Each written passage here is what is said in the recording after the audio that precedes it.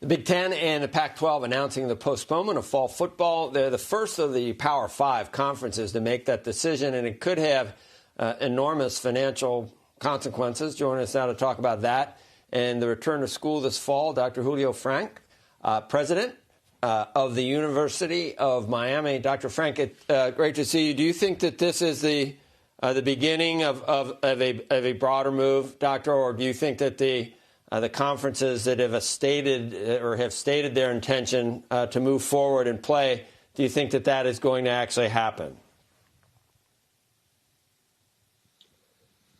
You know, we're in the middle of a pandemic.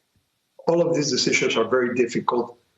What we've been doing at the Atlantic Coast Conference, which is one of the Power 5 to which the University of Miami belongs, is take a very, very thoughtful, analytical approach. And not just when it comes to athletics, but in general on the tough decision of whether to open the campus for in-person instruction or go fully remote.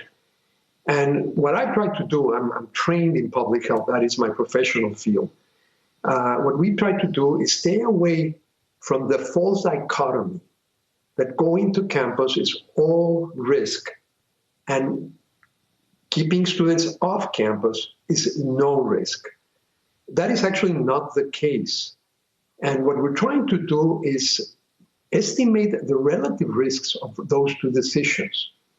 For a lot of our students, campus is actually the safest place where they can be.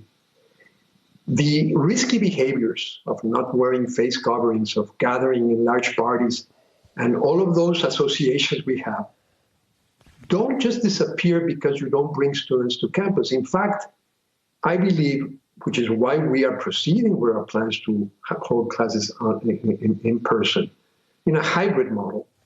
I do believe that we can provide a safer environment on campus. We can enforce behaviors like wearing face coverings, which we are making mandatory.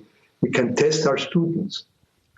And I'm encouraged by the fact, just looking at the data, we have had student athletes on campus in all of our universities, certainly mine, since June. For 2 months, we've been testing them frequently.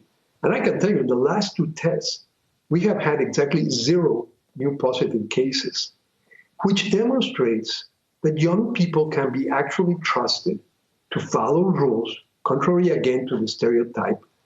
They can be trusted to follow rules when there's a very clear reward, which in this case is to play.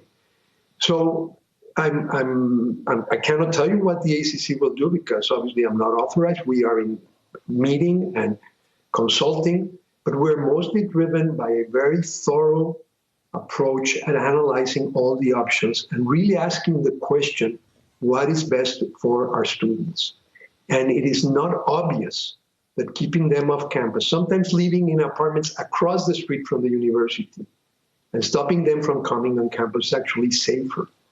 There's reason to believe that that would probably encourage more of the risky behavior than having them there in an educational setting where we can supervise, where we can try to inspire them to do not just the right thing, but the smart thing for them and for all their classmates and indeed for the community.